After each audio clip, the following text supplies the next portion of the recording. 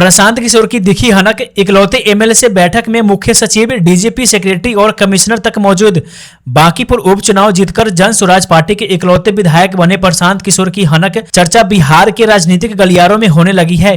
पीके की गुरुवार को बिहार के मुख्य सचिव और डीजीपी समेत विभिन्न विभागों के अधिकारियों के साथ बैठक हुई। समय पर भर्ती, डोमिसाइल पर भी बात। सम्राट सरकार ने छात्रों की कौन कौन सी मांगे पूरी की।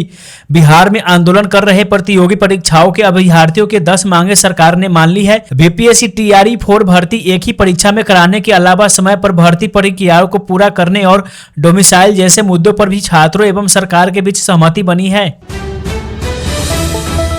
बीपीएससी टीआरई 4 एक ही परीक्षा होगी, 10 बिंदुओं पर सहमति। सम्राट सरकार ने मानी अभ्यर्थियों का मांगे। बिहार में चौथे चरण के शिक्षक बहाली बीपीएससी टीआरई 4 भर्ती में अब एक ही परीक्षा होंगी। आयोग 2 चरणों में एग्जाम नहीं कराएगा। बिहार सरकार ने आंदोलन कर रहे छात्रों की मांगे मान ली है। सीएम सम्राट चौधरी ने गुरुवार को यह घोषणा की।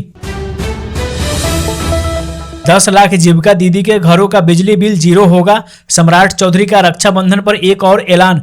मुख्यमंत्री सम्राट चौधरी ने ऐलान किया कि बिहार की 10 लाख जीविका दीदी के घरों पर सोलर पैनल लगाए जाएंगे। उनके परिवार का बिजली बिल 0 हो जाएगा। इससे परिवार की आमदनी बढ़ेगी। किसी भी आपात स्थिति के लिए तैयार रहे। हवाई सर्वे के बाद सीएम का आदेश। नेपाल में बाढ़ की त्रासदी ने सबको हतप्रभ कर दिया है। बिहार में बाढ़ को देखते हुए यहां सरकार पूरी तरह से अलर्ट मोड पर है।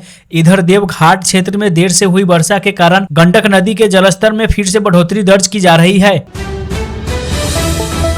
सासाराम में पहाड़ चीरकर बनाई जाएगी टनल। वाराणसी कोलकाता एक्सप्रेसवे का अलाइनमेंट फिर बदलेगा। वाराणसी कोलकाता एक्सप्रेसवे का बिहार में अलाइनमेंट फिर बदलने वाला है। बिहार सरकार ने सासाराम में पहाड़ काटकर टनल बनाने का प्रस्ताव दिया है। इस प्रोजेक्ट का शुरुआत में भी टनल बनाने का प्रस्ताव था, लेकिन उसे ड्रॉप करके पहाड़ के बगल से सड़क गुजारने का फैसला लिया गया था। नेपाल से बाहर आ रहे सामान लूटने की होड़। उफनती गंडक में लगा रहे छलांग, मौत का भी खौफ नहीं। बिहार के पश्चिमी चंपारण जिले में गंडक किनारे रहने वाले लोग अपनी जान जोखिम में डालकर नदी में उतर रहे हैं। नेपाल में आई बाढ़ से बहकर आ रही लकड़ियां, गैस सिलेंडर और अन्य घरेलू सामान को लोग निकालकर अपने घर ले जा रहे हैं।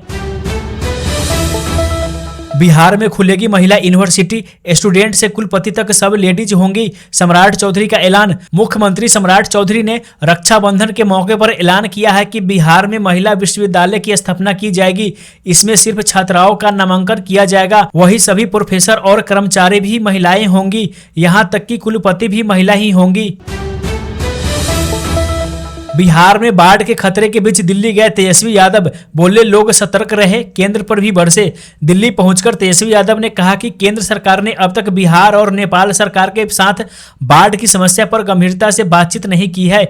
उन्होंने कहा कि हर साल बिहार को बाढ़ की मार झेलनी पड़ती है और लोगों को भारी परेशानियों का सामना करना पड़ता है।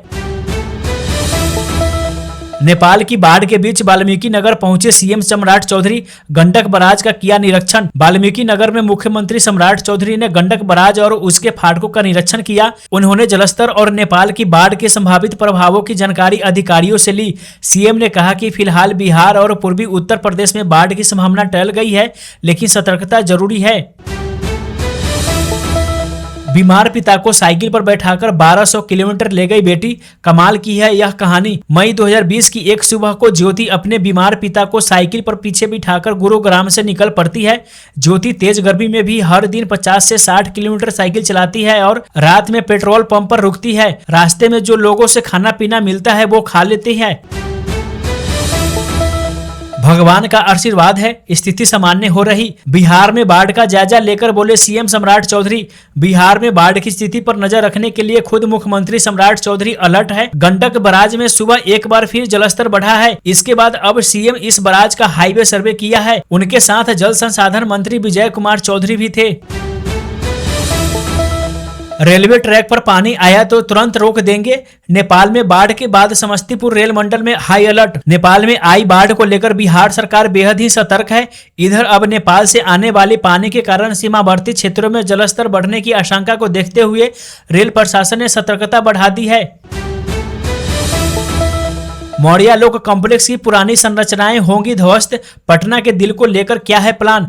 मौर्या लोक कॉम्प्लेक्स की तस्वीर अब जल्द ही बदली नजर आएगी। पटना नगर निगम मौर्या लोक कॉम्प्लेक्स में बनी पुरानी ढांचाओं को तोड़ेगा। यहाँ वेयर हाउस, कोल्ड स्टोरेज के अलावा दुकान, दफ्तर बनेंगे।